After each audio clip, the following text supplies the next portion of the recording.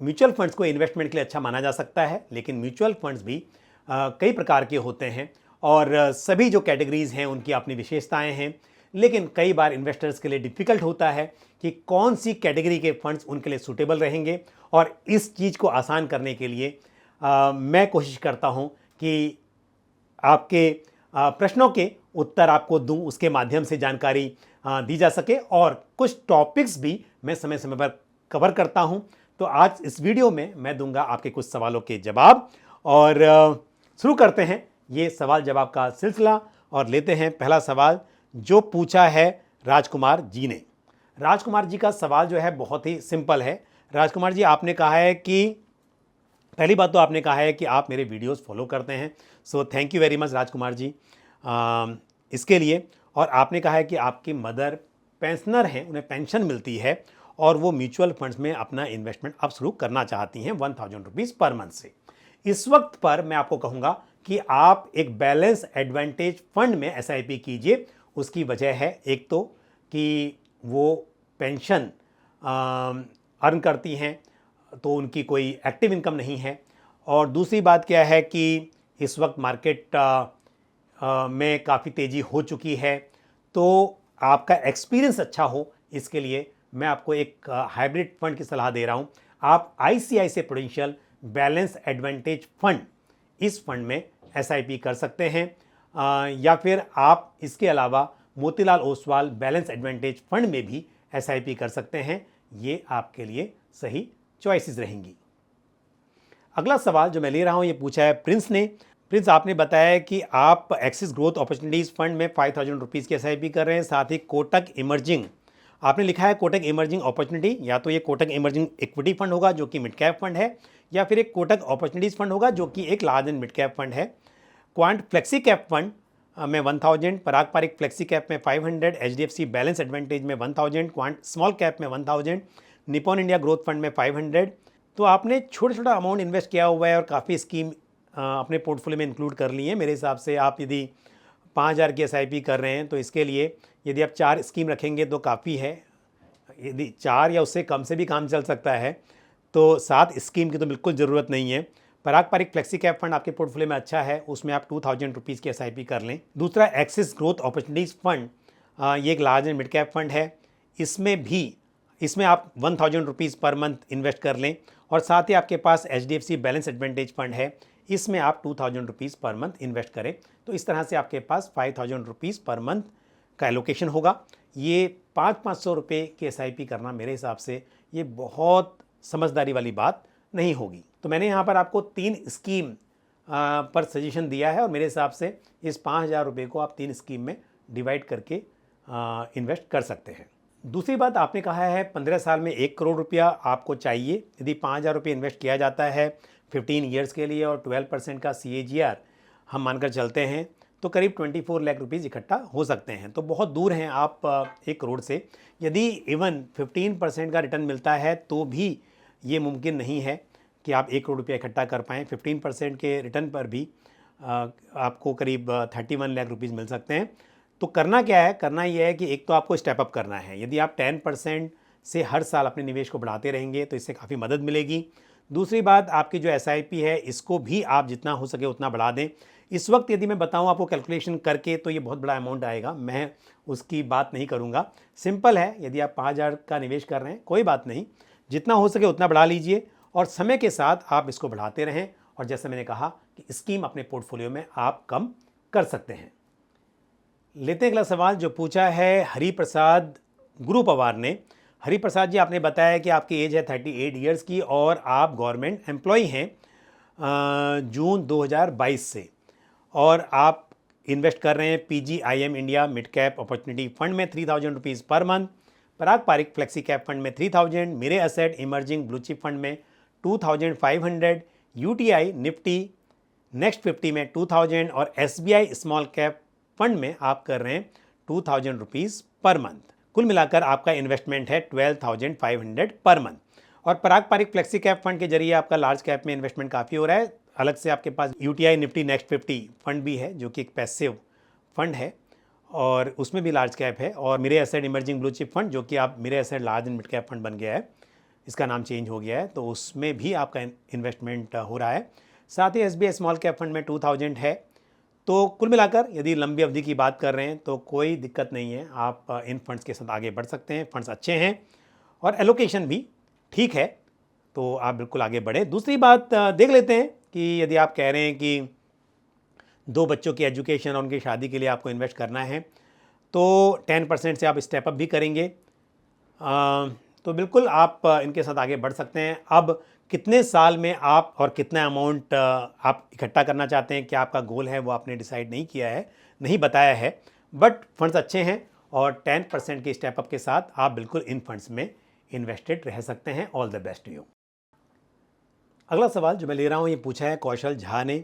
कौशल जी, आपने बताया कि आप HDFC इंडेक्स यानी कि S&P BSC सेंसेक्स में आप इन्वेस्ट कर रहे हैं। शायद आपने आगे लिखा नहीं है, पर S&P BSC index, S&P index आपने लिखा है, तो ये S&P BSC सेंसेक्स है बेसिकली। 2500 रुपीज़ यहाँ इन्वेस्ट कर रहे हैं। Canara Robeco blue chip fund में 5000, ये भी लार्ज कैप है। SBI स्मॉल कैप में 2000, Nippon India small cap fund में 2500, कोटक इमर्जिंग इक्विटी फंड में 6000 जो कि एक मिड कैप फंड है। Motilal Oswal mid cap fund में भी 2500, पराग पारिक फ्लेक्सी कैप फंड में 2500, क्वांट मल्टी कैप फंड में 6000, पराग पारिक PPF में आपका 1 lakh rupees per year investment होता है। NPS में 20,000 पर मंथ, वो आपका शायद कंट्रीब्यूशन होगा क्योंकि आप गवर्नमेंट एम्प्लॉई हैं। और आपने कहा है कि सैलरी के बढ़ने के साथ साथ NPS का जो अमाउंट होगा वो बढ़ता रहेगा ऑब्वियसली। और इस वक्त पर NPS कॉर्पस इज़ 12 लाख और PPF का जो कॉर्पस है 5.70 लाख है। म्यूचुअल फंड में 3 लाख रुपए इकट्ठे हो गए हैं और आपको चाहिए 5 करोड़ रुपए 20 साल में। तो इज इट पॉसिबल? बिल्कुल पॉसिबल तो होगा, क्यों नहीं होगा। अगर इस इन्वेस्टमेंट से नहीं होगा जो आप कर रहे हैं तो आप समय के साथ बढ़ा भी पाएंगे क्योंकि आपकी इनकम बढ़ेगी, तो बिल्कुल पॉसिबल होगा। लेकिन हम पहले बात कर रहे हैं फंड्स के ऊपर। तो टोटल 29,000 रुपीज़ पर मंथ आप इन्वेस्ट कर रहे हैं और आपका 4,500 स्मॉल कैप में जा रहा है और मिड कैप में भी आपका जो इन्वेस्टमेंट है वो 7,500 रुपीज़ है। लार्ज कैप में अगर हम देखें तो क्योंकि जो फ्लेक्सी कैप फंड है उसका इन्वेस्टमेंट भी काफ़ी लार्ज कैप में है, तो करीब 10,000 रुपीज़ में से मेजर एलोकेशन आपका लार्ज कैप है। फिर मल्टी कैप फंड भी है, उसका तो आपका investment large cap, mid cap, small cap सभी में है। तो लंबे समय के लिए ये पोर्टफोलियो सही है, आप बिल्कुल इसके साथ आगे बढ़ सकते हैं। यदि हम सिंपली म्यूचुअल फंड की बात करें, बाकी चीज़ों को साइड में रखते हैं, तो यदि आप 29,000 रुपीज़ पर मंथ इन्वेस्ट कर रहे हैं और 10% से स्टेप अप करते हैं, हर साल अपने इन्वेस्टमेंट को 10% से बढ़ाते रहते हैं और 3 लाख रुपये आपके पास ऑलरेडी इकट्ठा हो गए हैं, तो सिर्फ म्यूचुअल फंड से आप करीब 5 करोड़ 69 लाख रुपये इकट्ठा कर सकते हैं यदि मैं 12% का CAGR यहाँ पर एज्यूम करता हूँ। अब आप कहेंगे कि हर साल 10% से कैसे बढ़ाएं, आप तो गवर्नमेंट एम्प्लॉई हैं, हर साल तो 10% से सैलरी बढ़ती नहीं है। तो जो भी आपकी सैलरी बढ़ेगी 7%, 6% से, लेकिन समय समय पर सैलरी ज़्यादा भी बढ़ेगी। जब आपके प्रमोशन होंगे तब बहुत ज़्यादा बढ़ेगी और कई बार ऐसे मौके आएंगे, तो तब आप इन्वेस्टमेंट को ज़्यादा बढ़ाइए, तब भी ये पॉसिबल है।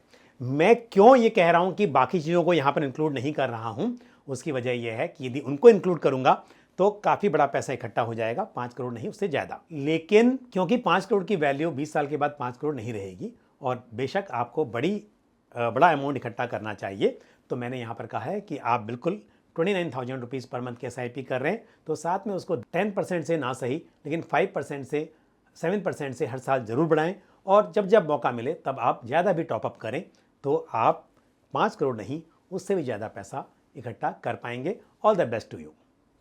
और अब लेते हैं आज का आखिरी सवाल जो पूछा है सोनू मीना ने। सोनू, आपने कहा है कि नाइस, मुझे भी 10 साल बाद शादी करनी है।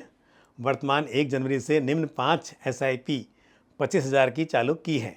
Very nice. SBI Nifty 50 equal weight index fund में 5,000 रुपीज़ की SIP कर रही हैं आप, बहुत अच्छी बात है। SBI नेक्स्ट 50 में 5,000, SBI मिड कैप में 5,000, SBI स्मॉल कैप फंड में 5,000 और SBI गोल्ड फंड में 5,000।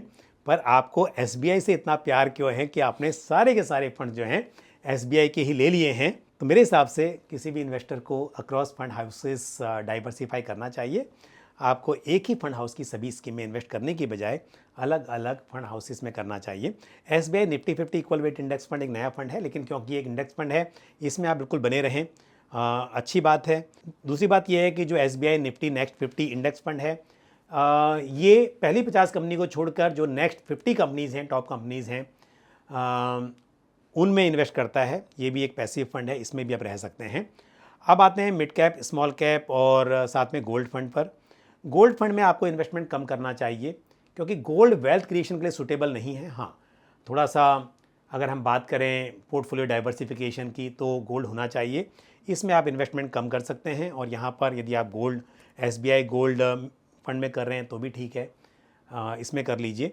बट स्मॉल कैप और मिड कैप के बारे में कहूँगा कि यहाँ पर पहली बात तो यह है कि यदि आपने इन्वेस्टमेंट अभी शुरू किया है, क्योंकि आपने कहा है कि जनवरी से किया है, तो स्मॉल कैप मिड कैप इस वक्त पर काफ़ी एक्सपेंसिव हैं और यहाँ पर हमने बहुत तेज़ी देख ली। तो आपने यदि एक साल पहले इन्वेस्ट किया होता तो बहुत प्रॉफिट कमाया होता, बट अब यहाँ पर एंटर करना थोड़ा रिस्की है।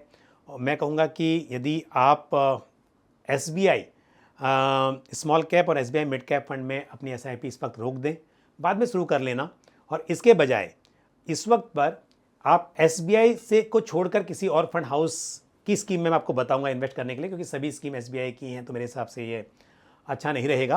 तो आप एक बैलेंस एडवांटेज फंड को शामिल करें और स्मॉल कैप मिड कैप से इस वक्त निकल जाएं, और फिर उसके बाद में एक साल के बाद या जब भी वैल्यूएशन ठीक हो जाएंगे दोबारा से आप स्मॉल कैप फंड को जरूर पोर्टफोलियो में शामिल करें।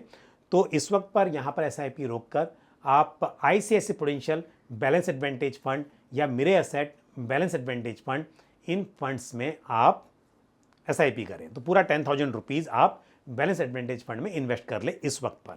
और लेकिन यदि आपको SBI की ही किसी स्कीम में करना है तो आप SBI बैलेंस एडवांटेज फंड में SIP कर ले फिलहाल के लिए, और उसके बाद में एक साल के बाद या कुछ समय के बाद जब आप देखेंगे वैल्यूएशन अब ठीक हो गए हैं या थोड़ा करेक्ट हो जाते हैं मार्केट्स और स्मॉल कैप में थोड़ी सी गिरावट आती है, उसके बाद में स्मॉल कैप मिड कैप गिरावट के बाद में आप ऐड कर सकते हैं। तो फिलहाल के लिए ये चेंज मैं आपको सजेस्ट करूंगा क्योंकि आपने अभी जनवरी से ही इन्वेस्टमेंट की शुरुआत की है।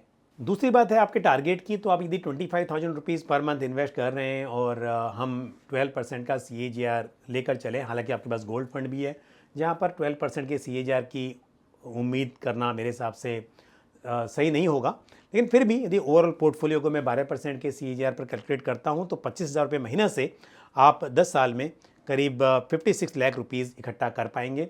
और यदि आपको 1 करोड़ चाहिए तो आपको इन्वेस्टमेंट बढ़ाना होगा। यदि 10% का हम स्टेप अप करते हैं तो भी यहाँ पर करीब 82 लाख रुपीज़ इकट्ठा हो सकते हैं। तो कम से कम 10% से आप स्टेप अप करें यदि पॉसिबल हो, नहीं है कम से करते हैं तो समय के साथ आप इन्वेस्टमेंट अमाउंट को और बढ़ाते रहें। जब जब मौका हो तब आप 10% नहीं 20% भी बढ़ा लें या फिर टॉपअप कर लें, लमसम में बीच बीच में इन्वेस्ट करते रहें, तो आप जो 1 करोड़ का टारगेट लेकर चल रहे हैं वो ज़रूर पूरा हो पाएगा। और साथ ही यदि रिटर्न्स बेहतर होते हैं, 12% से भी और अधिक मिलते हैं, तब भी ये मुमकिन है। तो all the best to you. बस थोड़ा सा जो चेंजेस मैंने आपको सजेस्ट किए हैं वो टाइम बीइंग के लिए अच्छे रहेंगे, उस पर आप ज़रूर ध्यान दीजिए। और बस आज के लिए इतना ही। मैंने कुछ प्रश्नों के उत्तर दिए हैं और मुझे उम्मीद है जानकारी आपको पसंद आई होगी। इस वीडियो में इतना ही। आपके जो भी सवाल और सुझाव हो आप कमेंट बॉक्स में पोस्ट कर सकते हैं। इसी के साथ मुझे दीजिए इजाज़त, अगले एपिसोड में फिर आपसे मुलाकात होगी। थैंक यू, जय हिंद। म्यूचुअल फंड निवेश बाजार जोखिमों के अधीन है। योजना से संबंधित सभी दस्तावेजों को ध्यान से पढ़ें।